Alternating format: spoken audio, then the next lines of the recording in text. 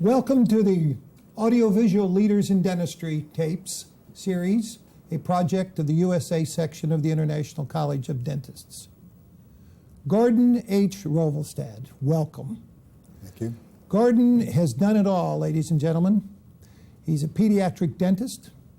He's an academician, a researcher, a military dentist, has been in executive dentistry. When I say that, I mean administrative dentistry with the American College of Dentists. Welcome. We're delighted you are able to share some of your time with us. And we ask you to just tell us all the things you want about your life in dentistry and its impact on what's going on. Let's go back to the beginning, Gordon. Tell us about your early years and growing up and where you're from and some facts about what was going on back in those days. Well, we grew up in Illinois, and of course, born in Elgin, Illinois, which was a suburb of Chicago. It was a community of about 38,000 people, which was west of Chicago, northwest, which was a very nice, isolated community. It was a whole town. We were not in a suburban capacity where everybody traveled in and out of Chicago all the time, which was nearby. And so the various businesses and practitioners that were there were pretty well stabilized in the same place. So my father was a dentist. I grew up in a dental family, and so there were two brothers and a sister, and we all had a background which was really with a profession which would give us, each one was the idea that this might be what we'd like to do too. Well, I know your father was very special to you, and as you just had mentioned, was a dentist. Tell us about him and how his impact on you had some influence on you choosing this profession. Well, he came into practice of dentistry in Elgin just after World War I because he graduated from dental school in 1915. And after a period of service in the Army as a dentist, he returned to Elgin and became very active there. And as our family grew up without any real thought about how we were going to be ending up with our lives, all I know is that the period of time from our birth in 1921 until my birth in 21 until we went through some pretty rough periods. And so as he entered practice after the end of World War I and right before the Great Depression. So he was in practice during the Depression years. And how he managed to do everything in order to be able to raise us as family and kids and have put us all through college and through professional schools as we were able to do is pretty hard to figure out how he could do it with the times there. But his practice was very active, as a very major contributor to the community and to the service for the community. So this was my ideal as I grew up into this area to see what a dental practice was like, because he was really a community leader. He was a professional from the standpoint of providing service, but he was a friend to a lot of people. And with those times, it wasn't always possible for patients to be able to meet their bills for their dental care. They had dental problems. They had a lot of dental problems.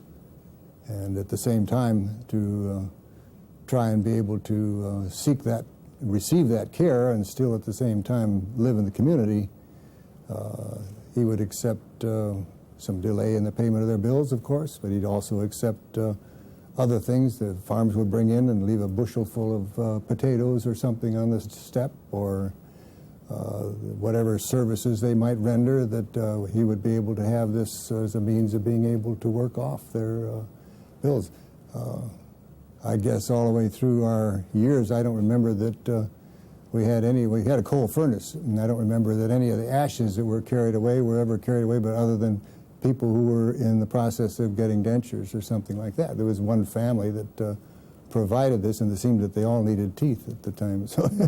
But this was the way it was done, and this was a process of the type of practice that existed in that area. And in northern Illinois, there were a lot of businesses, a lot of farms, a lot of activities that were really quite good. Your dad sounds like quite a guy. Did he allow you to come in and watch what was going on? Well, he used to take us down at the office every so often. Of course, we'd be down at the YMCA on a weekend or something like that on a Saturday, And we'd end up by stopping at the office to get a ride home. Well, more often than not, we would be there for some time, and so he would give us a chance to be sitting around and waiting. He usually put us in the lab and have us wait until he was through, give us some wad of wax or something to play with. And if it was going to be a long time, he used to take us down to his lab man, which was on a lower floor in our building, and then he would spend some time teaching us how to melt wax and make faces, and he usually made several for us. But, you know, we were little kids. We were 9, 10, 15, 12 years old or something like that. And so you're talking during Depression. So this was goes the time back during right the back in Depression. periods of the time when this was pretty early in the years 30s and 31, 32. You know, this was a terrible time in terms of how they could manage to make a living as anybody, but he did it. So now, during that period of time, he certainly was very influential in your thinking about going on into dentistry. And how did he push you into advanced education, or tell me about that a No, little I don't bit. think so. I think that they gave us the opportunity to make any decisions we wanted, and at the same time, it was obvious that they would like, and Mother encouraged us, I guess, would like to have had us continue in the father's footsteps and so forth. And my brother went on into medicine, and I was in the same process of pre-medical, pre-dental, whatever way, and I really was leaning towards dentistry, but I hadn't made up the decision. I made a decision until after I was in college as to how that was going to be. So in college is where you determined that you headed into our profession. Yeah. I was already in a basic science program, in a pre-dental program, or pre-medical. It was all the same at the time. And where was this? And this was at St. Olaf College up in Minnesota. And then from there you went, after choosing dentistry, at the Northwestern University. Yes. Tell me about the days in dental school in those times. Well, that was a frightening experience when I first entered school, because I considered myself a little country boy who had come into the big city, and we walked into this big school right there on Chicago Avenue near the lakefront, and the classmates were all people that had come from major universities, some from the campus of the university on the north side, and others from other areas, and they were very much acquainted. Many of them knew each other before they came, and so when we started, the school was in the relatively new Montgomery Ward building for the dental school, and it was a delightful place to be. We were on some 12, 14 floors of structure, which was a big arrangement coming from Minnesota, and then at school, and then going to a big city university like this. It was quite a different experience. The classes were large. I think we had approximately 80 to 100 in the class. And this meant that our first lectures were in one great big lecture hall. And those were pretty exciting lectures, because they would start off, and the instructor would usually be lecturing at a fast clip at the front of the room, and with few gestures, unless he used a chalk on a chalkboard, and then you were supposed to be able to translate that to your paper and figure out what to do with that. The good old days. But, well, we had good, and of course, the standard process of going into the laboratory, and the anatomy laboratory, and the introduction to general anatomy, and so this was really quite an experience. And now, this is jumping ahead a little bit. Do you still see some of those folks that were there at Northwestern with you? Or? Yes, quite a bit, quite often. Wonderful. And we've had quite an often regular class reunion. In fact, our class has been pretty well held together over the years, and met every 5 years for the last several years. And usually we met every year for the first few years. And there were a number of people that practiced in the area, but a number came from all over to be able to come and get back to the reunions.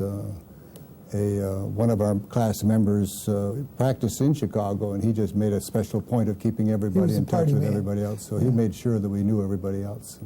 Okay, so now you graduated from dental school. What year, Gordon, was that? 1944. And tell me what happened then. Well, we were all in the Navy program at that time. We were faced with the process when I entered dental school of either being in the Army or the Navy. We had to make a decision as to which way we wanted to do that. And we couldn't, unless we disqualified ourselves physically, we were in one of the two choices. And fact, I cut my pre-dental course short because of the fact that we had an option of either leaving school off in other sources or entering it right away. And so when we started school, we were immediately put in an accelerated program. And so this meant that we were immediately involved in programs of 12 months of the year for the school. And so this meant that I started in the military. And this was as a reserve first, and then it was turned into active duty for the last year, and as a enlisted recruit. This was under the V12 program. And when I completed that, the option was available to me for a residency or an internship or to report on to duty. And there were 2 or 3, maybe 4 of us that were selected for an internship from the class. So I took an oral surgery internship for the year after I graduated and was on an assistant to the chairman of the Department of Oral Surgery and worked out of Passavant Hospital, Passavant Memorial Hospital in Chicago. Now that's interesting to note, because then when you got out of the military the first time, you went back to Northwestern, and what training did you go into then? Well, then I went back and entered into a program for pediatric dentistry, which was pedodontics at that time. Its name has been changed in recent years to pediatric dentistry, but the subject was all with children, and I suppose it was something that was emphasized by the dean. Now, you chose that. I mean, tell me why you would go into working on those little kids. Well, there were several things that were happening. When I was doing some graduate work, or when I was in the Navy and when I was with the group at the school after I finished, a lot of the problems that had to do with patient care were dealing with neglect and gross neglect. And prevention was one of the major areas of neglect, I guess, in general, from the standpoint of how to bring people up without having to lose their teeth. And my interest in oral surgery at that time, was, of course, was a technical one, but when it came to managing patients, it would have been better if they didn't lose their teeth. And so this was where the opportunity to continue in some work then was followed up with the idea that I would be able to follow up in pediatric dentistry with a major emphasis in prevention, and with some graduate studies towards graduate work and a master's thesis, which would be related to that. So you received a master's in pediatrics, or pediatric dentistry as we know it now. Yes. But that didn't stop you. You kept on going into some other, tell us about those additional studies. You know, back up a little bit, because my duty station, when I reported into the Camp Perry, which was down in, it was a Naval Training and Retraining Center in Williamsburg, Virginia, I was assigned to a prosthetics clinic. Oh. And so all the idea, there were 2 of us that went to the school, went to the training center from the school after we'd completed an internship, and one of the other person, Dr. Hall, was sent into a prosthetics clinic, and they sent me along with him. It's about what it amounted to, and he had a prosthetics internship where he'd spent a year of working additionally, and so it worked out pretty well, because we had a very good active assignment there at the hospital. But when it came back and went back into this field of pediatric dentistry, it was, I guess, natural, because Northwestern had the first university-based department of children's dentistry that was existent in dental education. There were other schools and other places that were set up with programs of providing health care, and there were some practitioners, some of which you've already interviewed, who have had some major influence in the field of children's dentistry. Who were some Sam of those? Harris, for example. Sam Harris, yes. And the person that founded the department at Northwestern was Blaine Robotham. Yes. And Blaine's son was in my class, so Blaine and I were good friends from the beginning, and that's Blaine Jr. And so we had a interesting experience with that. But the department itself was one of the stronger departments. Opened up a clinic with children's chairs and children's units, and programs became quite involved. And now, was private practice integrated into this at this point, or? I had a part-time practice evenings mostly, and on Saturdays is about what it amounted to while I was going to school, and we could go through a few things that were varieties, and most of this was carried. In fact, when I was a resident in oral surgery, I did some additional practice in the evenings and on Saturdays. So now you've got a DDS, you got a master's in the pediatric dentistry, and then there's another degree involved here, which I was unaware of, and I've known you a long time. Well, that came later, Yes. and after I had reported, I was called back into duty really with the Korean War, and reported to the Far East. It was with the 1st Marine Division in Korea. Then I had the opportunity to get back into a major activity of different source because I'd started a practice. I'd started a pediatric dentistry practice in Elgin, and I was participating at the university on a teaching basis. And we'd also opened a department up at Children's Hospital. So we'd had a variety of things that were going on at the same time in establishing a dental department up at the Children's Memorial Hospital in Chicago. But when I left Northwestern and left my practice in 1953 for the Navy, I went off to the Far East. Upon returning from that, I was asked to participate in developing a research laboratory out at Bainbridge. And this was a period of time when they had one laboratory up at Great Lakes. They had another program going at the Navy Medical Center at the National Navy Medical Research Institute. And so here they were interested in trying to establish something with the training center there. So this is where I came back from the Far East and was asked to report to the training center at Bainbridge and develop that. So now we're talking, we've been in the oral surgery area, we've been in the area of pediatric dentistry, you did some prosthodontics. The research component, because I happen to know that you've had many, many publications, probably close to 75 or more, and in many places you've spoke worldwide.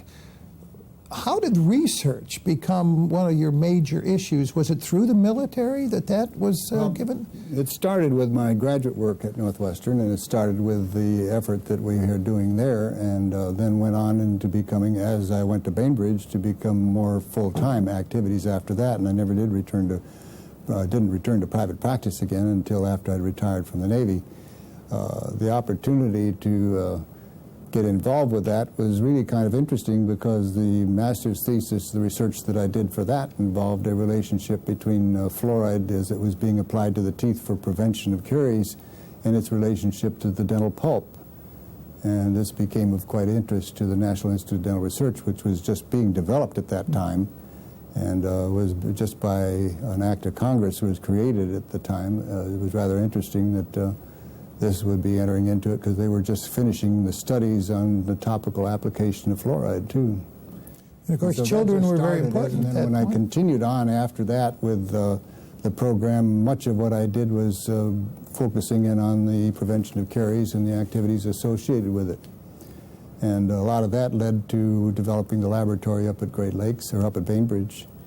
And this we developed around following through the enzyme structure of the mouth and its relationship to caries and how it was related to the effect of fluoride on the biota of the mouth. And as a result of that studies and the activities that we did at Bainbridge, I became involved in a study that we carried up to Northwestern University, and I carried that through for a period of time, and that's when the credits for that were then applied for additional application to a degree in a PhD in the field of oral biology, which was rather a specific interest in.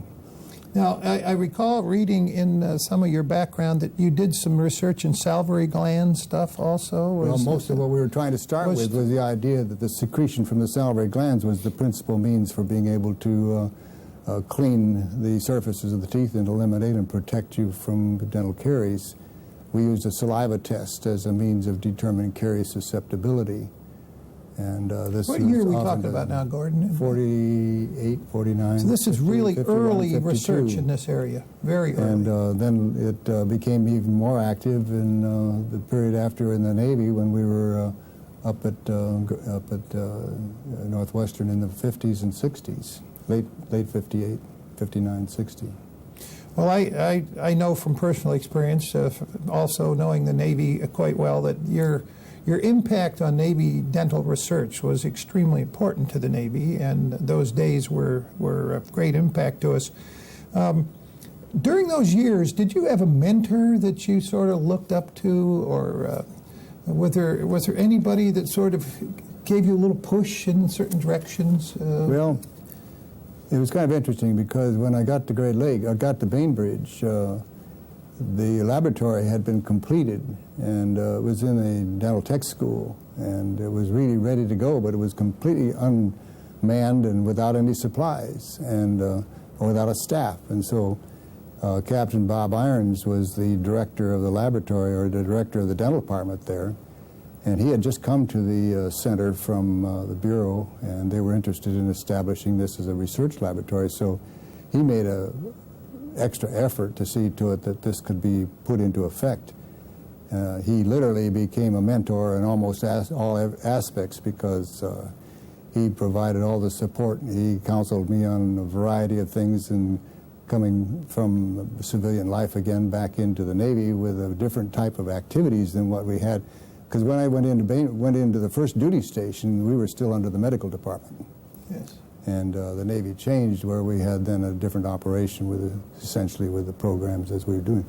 And so he gave me tremendous support, and made a lot of opportunities available to us, and essentially motivated my interest in the future career with the Navy, which meant that I had called back as a reserve, was converted to the regular Navy while still there, and made it a possibility of then continuing on in the program.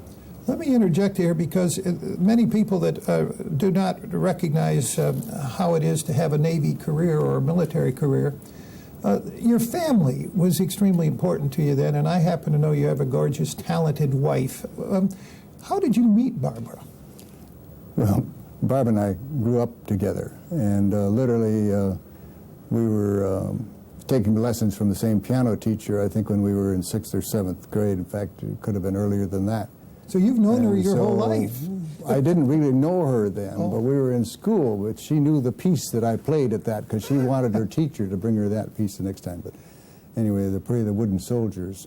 But the idea of growing up, we went to school together, we knew each other all the way through high school, and we were participating in some of the same activities, and for both extracurricular and classes. She was a debater, and she was an artist, and I was involved in, besides the regular sport activities and musical programs, we had some pretty good active programs in the class activities and so forth. But now tell me, what's the rest of your family like? I think people would like to know well, your children. We have 3 children, and they're both, all 3 of them are very active. Our youngest son is an architect out in the Far East, or out in Seattle, which is essentially about the Far East, the Far East, as far as you can get in this country. And my daughter is living in Columbia, and her family, and my oldest son is in Columbia, and he's has a family, lives in here. He's working with the local Prince George's County Parks and Planning Commission, and my daughter is working with a law office in Washington, and her husband is with the Federal Bureau of Prisons. And I know there's some extra little people around. They have grandchildren have kept us pretty busy. They're growing up pretty big now. Our oldest son has 2 children, 1 son, 1 daughter, and they're off in school. And the youngest son has a daughter who's 3rd grade, I think, now. And my daughter has a son who's graduating from high school this week or next week, someplace in there. Well, that's certainly important to you. I know that. I know your family is... They're nearby, and we've had a good time to get together, and it makes a big difference when you can do that. Well, let's go a little bit further into your Navy career, because I happen to know that from the early stages when you went into this lab that wasn't staffed, that you, in fact, were all the way up to running the Navy research program at the Bureau of Medicine and Surgery. And what were those days like? Was research even close to what we're doing now? Or? Well, it was just in the activities we were trying to do were quite different than what had been before. We really had some major interests in trying to do 2 things. One was we were concern about the matter of prevention of any diseases while men were in the service, men and women were in the service. And the other was to try and make sure that whatever treatment procedures we were using were being effectively maintained and kept in good condition. So we not only had an interest in trying to identify the causes of disease when you were living under the conditions of the military and the pressure and the routines that we had, as well as the process of what we were doing with them. Because we brought people in, and the Navy brought people in from the street and treated them and put them in good dental health before they could serve any duty stations. And so as we went from development of that laboratory there, the next step that was of interest after doing some graduate work up at Northwestern was to develop a program at the Navy Dental School, which was more geared to a program that had already been active and started by Dr. Wheatcroft before me, but it became a very active program, and there were a number of people in the Navy who had created quite a bit. But the dental school program became a part of their graduate effort, so every resident then at the dental school had a research project that he had as a major task while he was a student. This was where they had a chance really for independent study. And then as they became more involved with programs, they would then know which direction they wanted to go, whether they wanted to stay on in a specific general practice or whether they wanted to go into a specialty or whether they're interested, focus their interests. And so you're the one that started all that. We got some of that more focused in on what they were doing. Yeah. And I'm not sure whether I started it because there were several people that were involved in the early stages of it, but it was one of those early periods that we had to get going. Yes. And then there was a Great Lakes, the laboratory up at Great Lakes, which was a part of a program up there. And I had become involved with that through when I was doing my graduate work at Northwestern because there was an affiliation between the two. And the programs there were all a part of programs, and we wanted to establish this as a specific research facility under the Bureau of Medicine Surgery that would have direct control. So in the process, when I moved to Great Lakes after my tour at the dental school, then the purpose for going there was to create a dental research institute, which really became a facility or laboratory, an institute under an officer in charge at first, and then later under a commanding officer. It became a command for the dental corps and became a responsibility of the dental corps. And has done some wonderful things. And I didn't know that you were in the early days of that, but I thank you for that because Navy has done well. We were just there for the dedication of a new building, which took place about 2 weeks ago. And it's grown from a small laboratory, which is when we set it up, to what is now a major laboratory, which is now being combined with the Army and the Walter Reed facilities. The Army facilities, which were the dental research facilities at Walter Reed, have all moved up to become a part of this in the same building. And the Dental Research Institute is continued, and they've got major space, the opportunities for research. This is the Center for Dental Research in the Armed Services are destined to become that. I believe the Air Force will be moving in with them, too. Must have been quite a thrill to see the changes that you helped start and now what they are now, and because I understand it's just a beautiful facility. It's a beautiful facility. It's very well equipped, and it has the opportunity for a lot of the things that we were doing with rubber bands and shoestrings and what have you were being done now with excellent facilities. So that's how it worked out, yes. And where we went wonderful. was just a simple process of trying to provide. Well, you had a wonderful Navy career, but you had so much more coming on, and let's just, after your career and retirement from the Navy, I think then you decided to go into academia. Tell me about what the University of Mississippi had to offer for you, Gordon. Well, this is, again, an interesting experience because, as you know, when you're retiring from the Navy and retiring from some major activity someplace, there are a variety of opportunities that may be available for what you might like to do because you're a young person. You can have the choices as to how you wish to continue because you certainly are not ready to give up dentistry. And my interest was kind of in a variety of ways. I'd had a rather strong interest in research, but I had a strong background in pediatric dentistry. And ever since we became involved in the program up at Children's Memorial Hospital in Chicago as a part of the Northwestern University program, I had a kind of a dream of redoing that someplace, if not there again. But the facilities there were all under another activity, they were under another management. It wasn't there, but the opportunity opened up for starting a brand new dental school at the University of Mississippi. The University of Mississippi had a medical school, but no dental school. It had a medical center, and this was very much in the center of the community. It was an outstanding location and an outstanding medical center. It had a very fine and outstanding faculty that had been recruited. And so the state legislature and the State Dental Society had worked out a program to open and activate a new dental school. And it so happened that it came about the time that I was retiring. And through the dean at Alabama and the new selected dean who is to open up the school in Mississippi, they called and wondered if I would be interested in coming down. I would be coming down as the chairman of the pediatric dentistry department. And with no other background on that, and the opportunity to have a little chance to have some relationship to it. My daughter had gone to school at Mississippi, at the University of Mississippi, so it wasn't as though we didn't know the state. I had no idea what was happening at the university and had no record or previous record to do.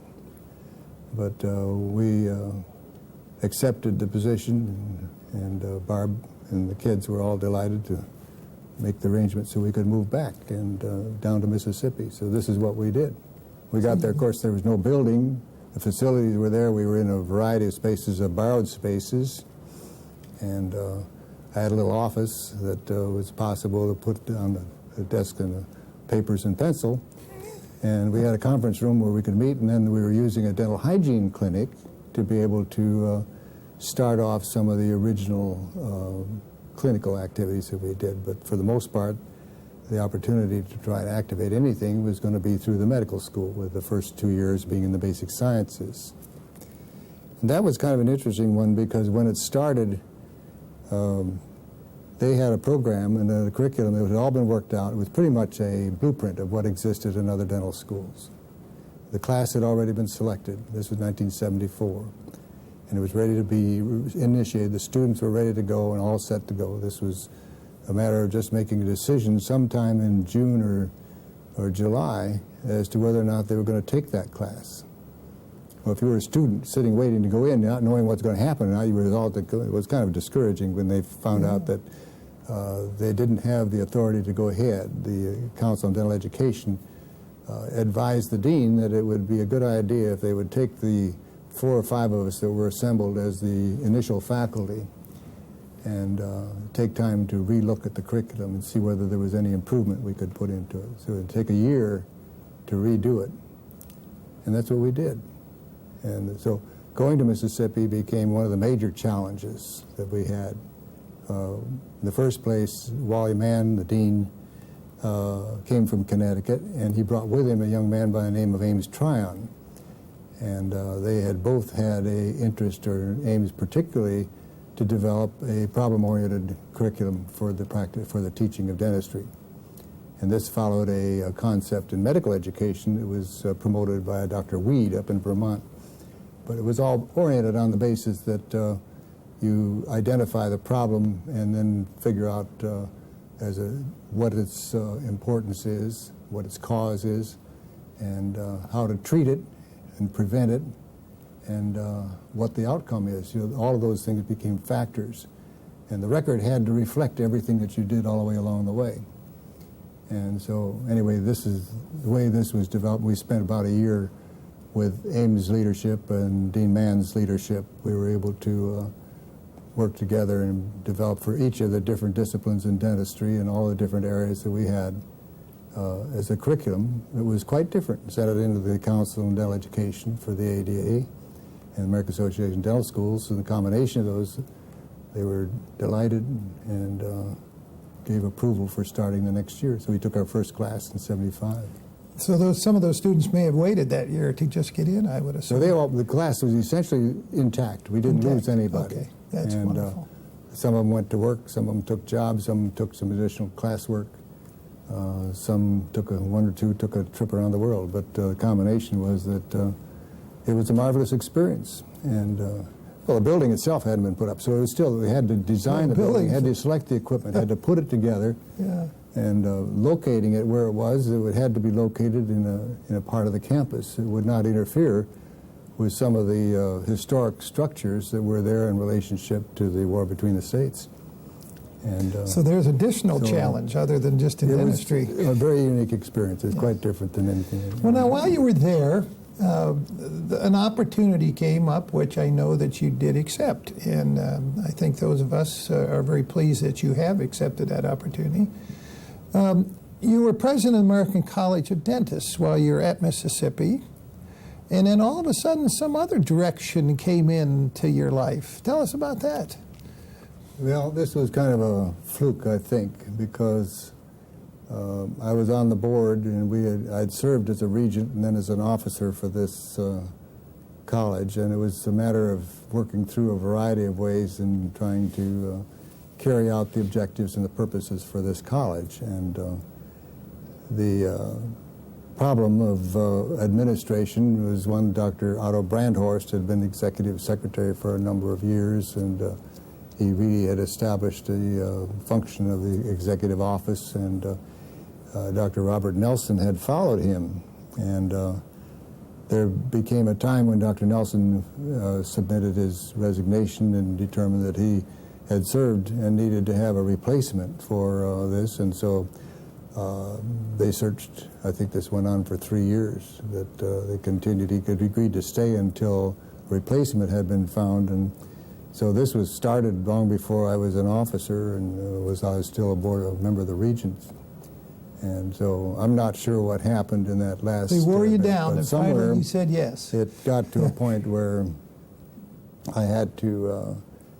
they asked me if I'd step out of the meeting and so forth, and the rest of the board discussed the issues that were there and went ahead and then turned around and asked if I would consider it. Well, I hadn't considered it. And so I really was in a very difficult quandary because we had no desire to leave Mississippi. And we really didn't have any desire to leave our home there. And so anyway, the opportunity was there, and I wanted to make sure there was a possibility that was... I didn't even know what we would agree to in terms of this or how it would fit. Our family was here in the area where the college was located, and some of them were there, so it was kind of a problem of looking at being torn between being near your family and being continuing, and having kind of reached a plateau. We'd graduated 3 classes. We'd finished the development of the program, and the challenge that was there at the start was something else. And I felt that from a standpoint of my activities there, I had been promoted to being Assistant Dean for Curriculum and Educational Affairs. And so as a result, I was spending less time in the clinic than I really wanted to do. I was trying to stay with pediatric dentistry, but I found that there were many younger people who were more capable than I.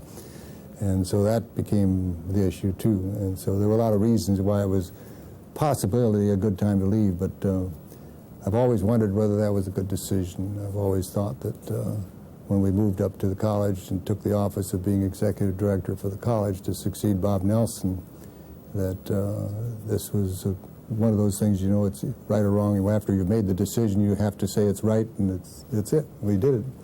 So that's where that whole different career started off. From assistant dean at the University of Mississippi to executive director of the American College of Dentists. That sounds like a pretty good transition in my mind. Those early days, we're talking mid-'70s or late 70s now, are we? First part, 81. 81. 81 was when we came to... so we moved back to Washington. Moved back and took the position beginning January 1st, 1981. And I'm sure that Mississippi was very, very distressed that you left them, because you were there from the very, very beginning. You were there. Yeah, there was a lot of tears shed from our standpoint as well as from theirs, and I'm sure Dean Mann was unhappy with the choice, but it was one of those things too that you have to look at, and I'm not sure how we would have gone direction otherwise. It was one of those things that the school was just going great. It's going great today. It's one of the real hidden secrets in dental education as to the type of activities that are going on. And so that particular curriculum that we developed is intact, and it's most unusual. So let me try to get this straight. Once you came to the college, you stayed with the college until they made you the emeritus executive director several years ago. Now, tell me about those early days of the American College, because it's been a very significant organization in the organization of the greater good of dentistry. And in those days, it was a little bit before my time, but what was going on with dentistry in the colleges at that point? Well, the college was in a rather unusual position because it focused without any real political agenda. It had a objective of the advancement of dentistry, the promotion of dentistry, dental education, of the standards of practice, improving the health care of the public, and the 10 principles upon which the college is based is focused to try and serve both the public and the profession, and at the same time to maintain as one of the major interests was that in the standards of practice and ethics. Now, at the time, the organization itself had been continuing in a very orderly way. When Dr. Nelson became the executive director, the office of the college had always been in St. Louis, and he continued there for a short period of time. But this was where Dr. Brandhorst was, and where he served as executive secretary or secretary for the college, while he was also dean at the school at the University of Washington University. This made a difference in terms of how the timing, when it became a part of the program in Dr. Nelson's term, he moved it to Washington, and the purpose for this was brought about with the board having a greater interest in having the college interface with more of the activities of the profession and trying to look at, from a standpoint of management and ethics, how it related to current interests in government and activities associated with it.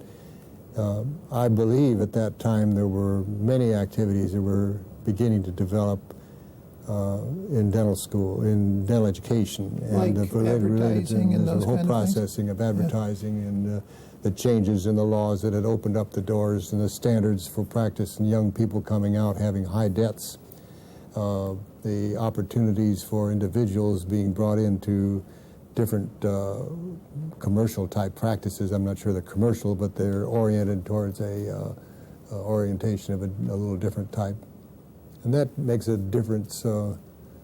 What they were trying to do was, what the college was trying to do at that time was to become more effective in being able to focus their efforts on the members of the college to take more active roles in their own communities wherever they were, and to have a standard of their own care and ethics that they could apply to whatever was coming up. So from our standpoint, when I became executive secretary succeeding Bob, he had everything organized in such a way that it was extremely well organized. Just everything was in its place, and there was a shelf for everything, there was a drawer for everything, everything was exact as it could be, because he had an outstanding record in being precise and exacting, and yet it was all done by hand. And this was at the beginning of the time of automation, where not really for major organizations, but for small organizations. Major organizations had been automated for years. It was easy to do with IBM could introduce some of the major programs for automating and putting everything on a computer with 100,000 members, but with an organization of 2,000 or 3,000, it was a little bit different. And so to try and be able to handle that, we were right at the beginning of a period where there was the opportunity to develop something for that. And so this is one of the things that we had to do, and I worked up with. Came into that office was to try and convert everything over to a automated database and computer operations, so that it could be. And of course, that served the members better. We were able to focus more on the sections. We would be able to get more material out to them. We could help more functions in that way. We could do a better job of our promotion of the improvement in standards for health care.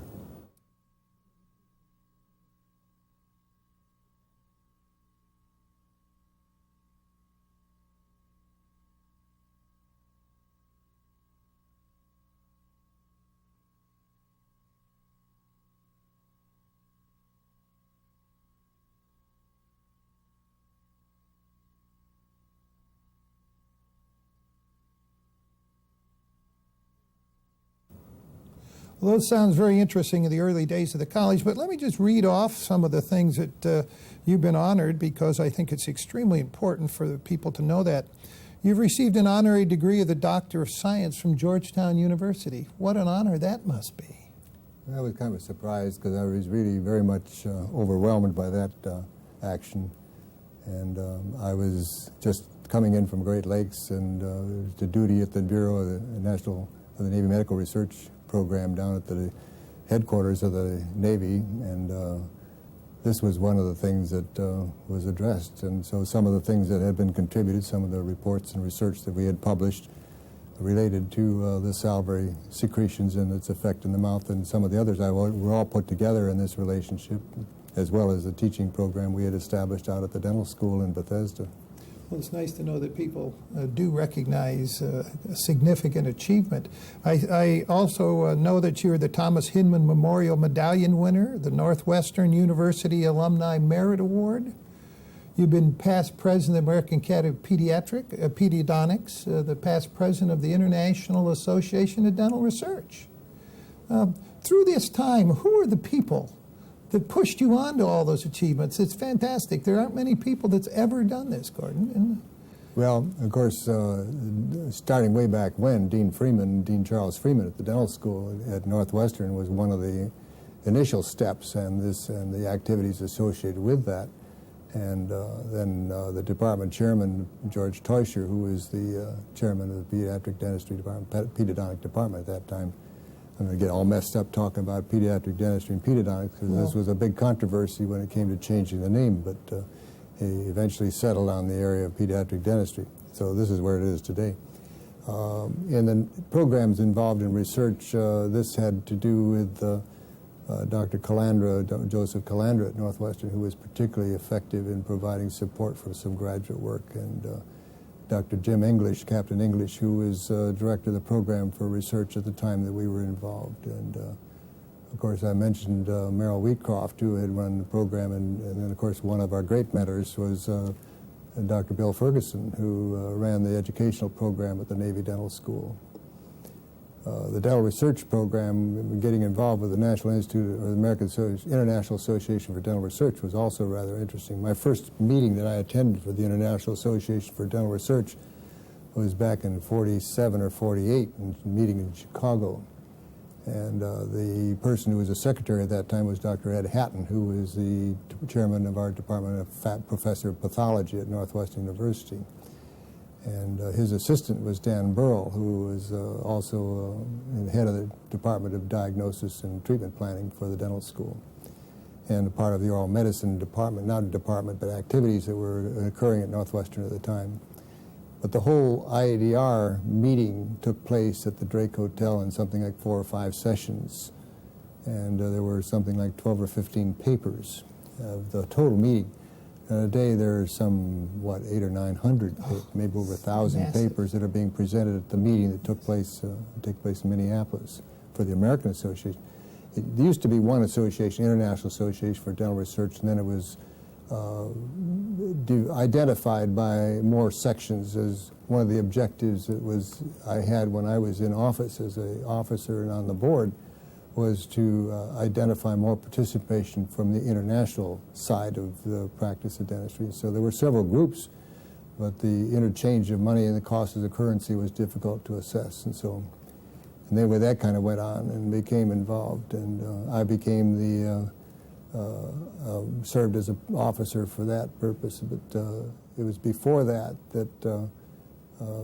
something happened in the IADR. Dr. Hatton had retired. Dr. Burrell Dan Burrell had taken over the office of being the secretary, and he was then elected to be vice president, and they were looking for another secretary.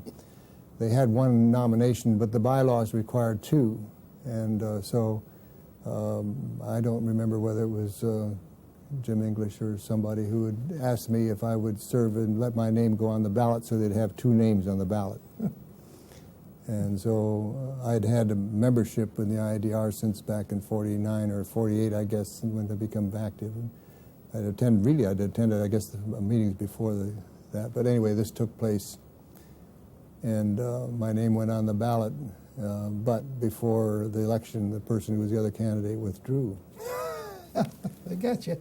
And so I became the secretary, and this was while I was on duty at the Navy Dental School down in Bethesda. And it took place just at the time we were moving. Well, obviously, I couldn't do that. And on Navy business or Navy time, this was all a process that we took care of separately, and it had to be done evenings and weekends. And so this is where we made a big decision that for the first time we would have a paid secretary. And so I hired my wife, Barbara. And so between some of her sketching and painting and so forth, and she was able to do the administrative work for this, and we set up a place so that she was able to do that. Well, this worked out pretty well because we kept all the business there. She was able to maintain it. When we received the books and the records for the IDR, they were in 2 shoeboxes. They were file cards. That was the total records for the IDR that were handed over to us.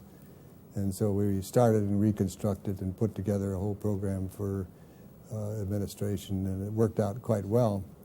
And when we were able to do so, then the next step was to move it into an office and have a hired secretary and so forth.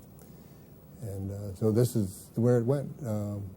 In the time before 1965, let's see, where was it? Somewhere, I guess about 64 or 65, that we had the opportunity to open an office. The ADA, through the efforts of Dr. Harold Hillenbrand to support research, made it possible for us to move into an office in the ADA building with a major subsidy from the ADA and a contribution of significant funds to be able to help support the IDR. The ADA gave us a real big boost. And we hired an executive secretary, then opened an office in the ADA building. So it became the first established office in the headquarters for the IDR. And we then, in the process of getting that, we also had to identify a person who would accept the office of being the executive secretary. It so happened that the commanding officer of the dental school was retiring, and he was out, and he was interested, and he had a background in research in the electronics laboratory of the Navy when he was in the prosthetic program and of the Navy before he came to the dental school. And so he was very much interested, and at a pittance of a pay, I don't remember what it was, he accepted the position and started and opened the office and put it on its feet and got it going. And from there, it just blossomed, and the membership went from 2,000 or 3,000 up to 6,000 or 8,000 or 9,000 now, something like that. Members, worldwide efforts became involved. The sections developed in different places. When our first meeting was held outside of the country, it was necessary for this to be identified as an American, not an international activity. And so we separated all the American members out and identified them as American Association of Dental Research, as opposed to the International Association for Dental Research, which all these different components belong to. And therefore, anyone who was traveling on funds that were necessary to be limited to travel in the United States or into the American associations and not international groups would be funded. So then we had it active. It's grown ever since, but that's how this executive office came about, how it's established. So Barbara really did it all. But Barbara did all the effort. When we carried all of our records up to Great Lakes, we had the entire office supply and all the records from the Toronto meeting, which was all in one box and everything, and all the records of the activities and all the membership records, all the correspondence and everything else, all of our tax records, all in cartons were placed in our house when we moved into our place up at Great Lakes. It was a very frightening experience that developed because some youngsters in the neighborhood had set fire to the packing cartons that were out in our carport. And while we were unpacking and loading and moving into the house, and there was a heavy breeze at that time, and it caught fire, so it burned all these cartons, but it was so hot and so fast, and it burned off a part of the end of the house. And fortunately, we were able to get the fire department there before it got into anything else, but the place where all the records of the IDR were located was right next to the wall where the fire was about ready to break So through. they were hot records, but they didn't And get so- extinguished. Yeah. But anyway, from a standpoint of the IADR, it was really born in some very challenging experiences as a major activity. But Let me shift now to, I know where you are now, and I know you live in Columbia, Maryland, and since you took over the American College, you have been very active in the community. In the service area, of course, I think that's one of your priorities, is service. Tell us a little bit about the service issues and about some of your hobbies and about the orchestra and things like that. I'm going to sneak that in. I'm going to sneak that one in. The major interest I had, of course, was in civic activities and church activities. Had a very major role in the church in Bethesda for years, and then in Mississippi, both with teaching as well as in functioning of the administrative board of trustees and so forth. But from a service standpoint, I'd started out in a Rotary Club in Illinois before with my father. He was a Rotarian, and we had known Rotary from the time we were in high school. Barbara had received Rotary awards as a scholarship award when she was a junior and when she was a senior, so she had been a guest of the club many times. Mm-hmm. And I had been a guest of the club through some of our high-Y activities and some of our functions that way. So we knew Rotary, and so when I became in practice with my father back after I was returned to, was back in Northwestern and back teaching, he took me to Rotary, and I became a part of the Rotary Club too with him. So through that period of time I was involved. And then when I came back to Bethesda afterward, and having retired from the Navy and teaching, we returned to Rotary. This was where we became active with the Civic Club, so that's been kind of fun. I served as an officer on the board and activities, and a lot of community activities with different groups, and support with both for some of the homeless people, some of the different problems that exist in the community. And one of the major activities that started in this particular club that I'm with now is that they developed and built the YMCA that is in Bethesda. They initiated the steps of that, and the person who was the president of our club was also the chairman of that particular drive. I was one of those who participated in some of the knock door-to-door activities of trying to raise funds for that back in the 60s. You know, it goes back a few years. Yes. But in Jackson, I became involved with the Kiwanis Club, and there was a Rotary Club, but the timing was such that it didn't quite set, so I probably was a maverick. You don't mix those two groups together. But that was kind of fun. I want to hear about the orchestra too here, Gordon. Well, that's been some kind of fun in the last few years. When we were in England traveling around some years ago, I used to play with an orchestra. I used to play with a symphony group, and used to play with the Chicago Business Symphony. This goes back also to an interesting experience because the chairman of the Department of Operative Dentistry was Dr. Robert Blackwell. And he, one day when I was in school, invited me to come down. He, through my dad, had heard that I played a cello. And so he played a cello, and he said, well, why don't you come off with me to orchestra? So on Monday nights, we would traipse off to practice and rehearse in this group called the Chicago Businessmen Symphony.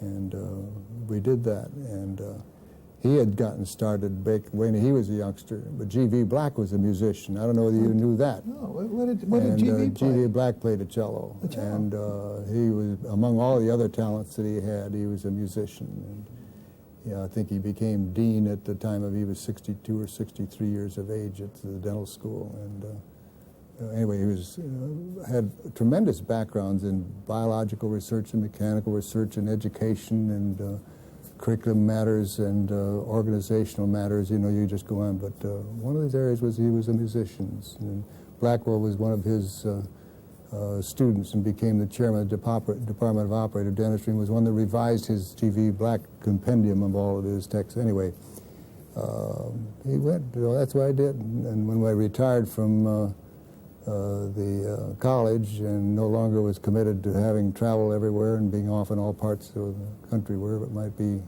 I had some opportunities. And then they had formed a Columbia Orchestra, the Columbia Symphony Group, about 80 to 90 members. And so I started playing again. And it's been kind of fun. You know, Monday evenings you go practice. Well, When we traveled in England, we used to drop in cathedrals on a Sunday afternoon, and when we were traveling, we'd hear some of these different groups. And it was just the neighborhood. They'd all bring their instruments, they'd come and get together and play. And that's what this is. It's a group of business people and various people who have had a background in music someplace.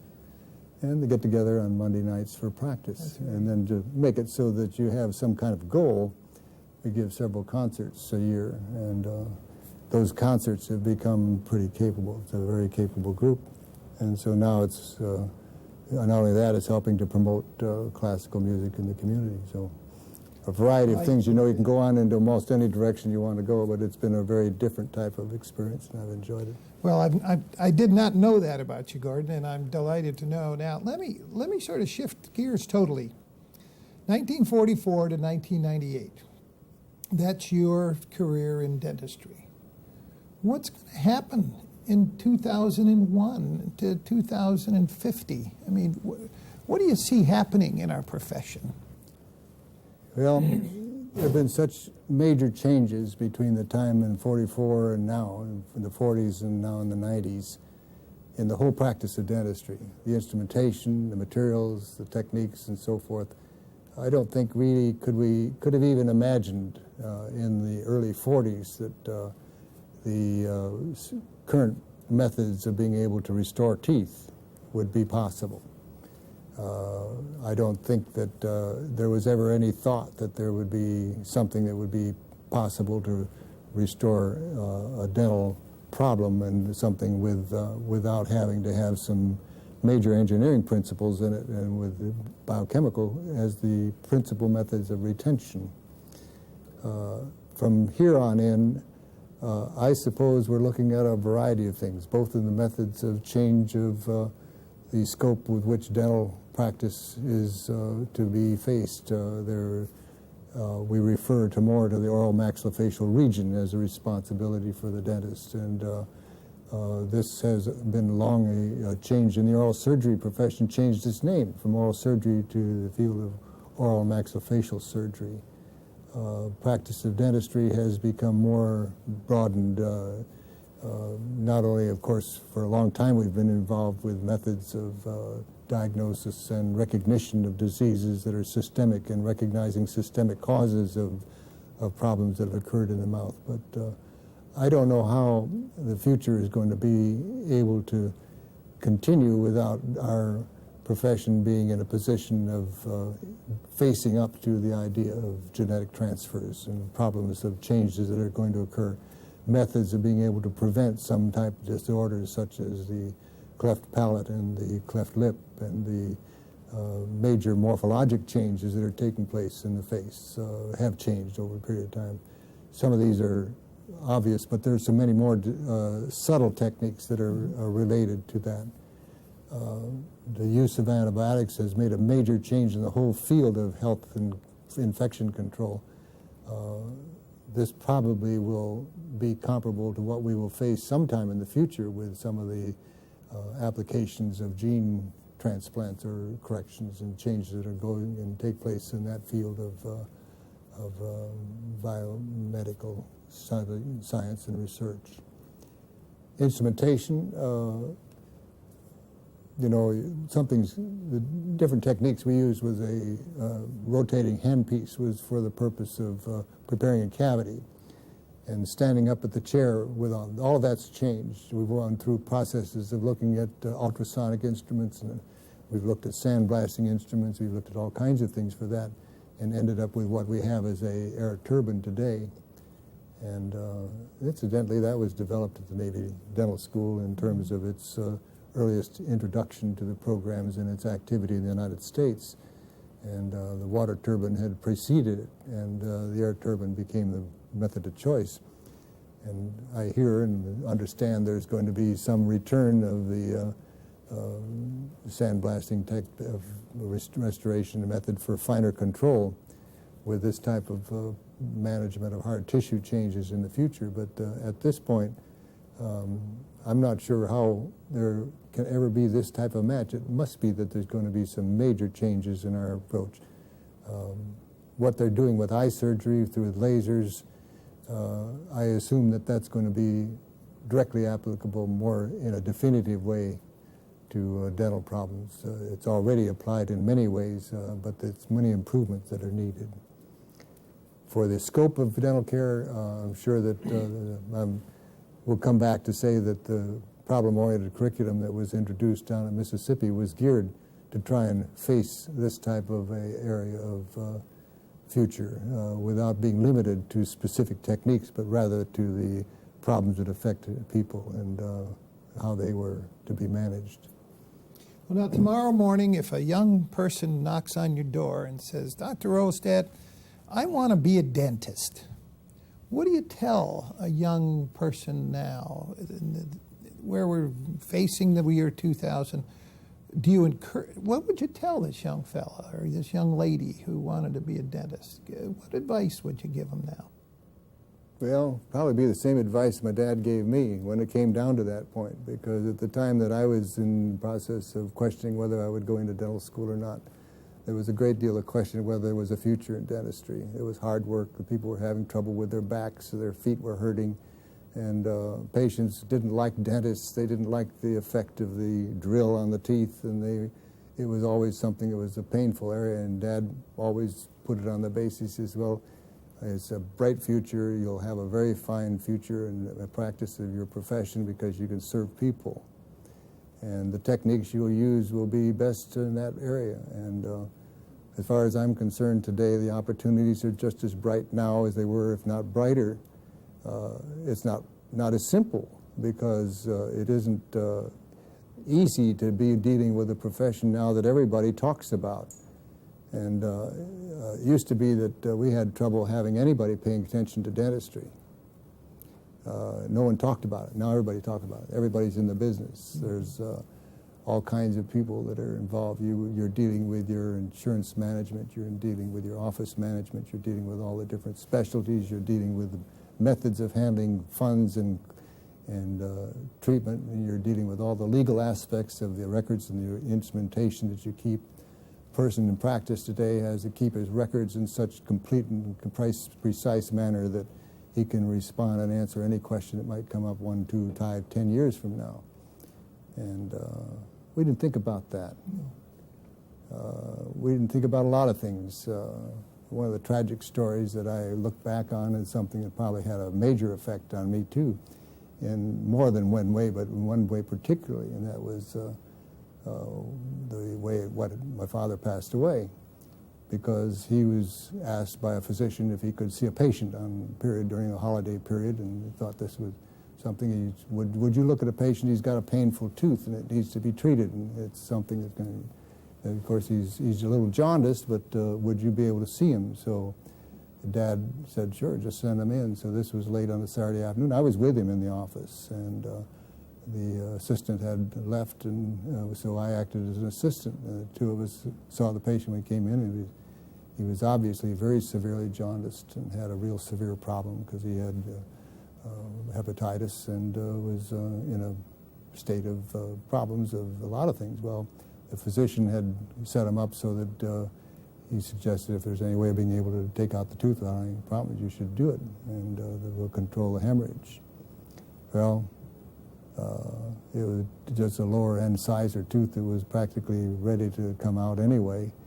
And so Dad put him in the chair, and I helped him do it, and he took out the tooth. All bing, bing, bing, a kind of a spur-of-the-moment type of thing. He didn't put on rubber gloves. He didn't put on any special sterilizing techniques. Neither did I, but I didn't get into the mouth, and he did. And a few weeks later, he came down with infectious hepatitis. And all the things that they could possibly do for treatment, they didn't. Well, from that time on, I began to look at all the ways in which sterilization and methods of control and methods of separating what patients brought in from your patient to somebody else, but to the dentist, all took place. And when I was at the dental school, we had a major effort to try and establish a sterilization technique that completely broke the chain of infection from one patient to another, as well as from one patient to the dentist. Rubber gloves, masks.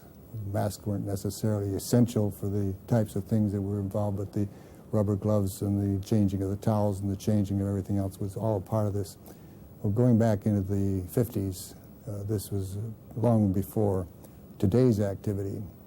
And I can remember when Captain Bill Ludwig was setting up a special clinic. The whole program that he set up was to work with rubber gloves, and he established his practice with rubber gloves. And that was back in the late 50s, early 60s. Today it's a common practice, and it's the simplest thing. It's the safest thing in the world for everybody. If my father had simply put on a pair of rubber gloves, and if I'd been smart enough to have told him to do so or required him to do so, but Saturday afternoon, end of the afternoon on a holiday, you're anxious to get home and something comes up. It looks so simple, you know, some of these simple things can happen. It was all it took for him to be exposed and for him to become infected. He died of hepatitis. And so he died of hepatitis. There wasn't anything they could do. He had complications that developed because of a previous history of a duodenal ulcer. Mm-hmm. But the problem was still the same, and he had a hemorrhage problem, and liver damage was extensive. If he had recovered, he would have had some major problems for the rest of his life. But as it was, it went downhill fast. And so, you know, you face tragedies like that, and that was just at the time that I was in the rather strange situation of having orders from the Navy to report for duty. And this was at the time of the beginning when I reported to return to duty for the Korean War. And so that had a major influence on whether I would continue in practice, because I lost the opportunity, the most ideal thing that I'm interested in. And I would probably have never, I don't know where I'd been at. Well, it's had a major impact on a lot of people. It was a factor, it was incredible. And so, if you look back on your career, and it's been a magnificent one, would you change it? Well, looking back, it's easy to say no, because everything seems to have gone from one step better. Along the way, there were a number of times when we thought we'd really lost our minds and gone off the deep end. But I had to use some cliches, I guess. But anyway, the combination is such that you really have to look at the idea of everything was for the best. And where it is now, we've had a delightful life, a delightful career, and Barb and I are thoroughly enjoying life and looking at a lot of activities that keep us very busy. And in fact, the time goes by pretty fast. One of our hobbies is a miniature dollhouse construction and making. So Barbara does the designing. She's an interior designer by her training and so forth, and so she's been doing this, and so as a result, I do some of the carpentry and some of the painting, and she does the layout and the design and the weaving, and so we've put together several varieties of things. And this was inspired when she was a student in Chicago and was at the Chicago Art Institute looking at some of the Ward Thorne rooms, the miniature rooms that there were there in the library. So we've had a lot of fun with the hobbies, and just the way the time goes by, there's a time when you can find yourself still keeping up with dentistry and activities. A lot of my activities have been with the William J. Guys Foundation for the last several years as a volunteer board, and this group has had a major input for supporting different projects in dental education, dental research. So it's been possible to keep things going in a voluntary way, still keeping out of trouble. Well, you've done it all, and we do appreciate your sharing with us today. An academician, a pediatric dentist, a researcher, an administrator, someone who has received all of the wonderful things that dentistry has to offer, and besides that, you're a good guy. Thank you, Gordon. Well, thank you very much for the opportunity to be here. I'm honored to even been invited. Well, it's a privilege for us to have you. Thank you.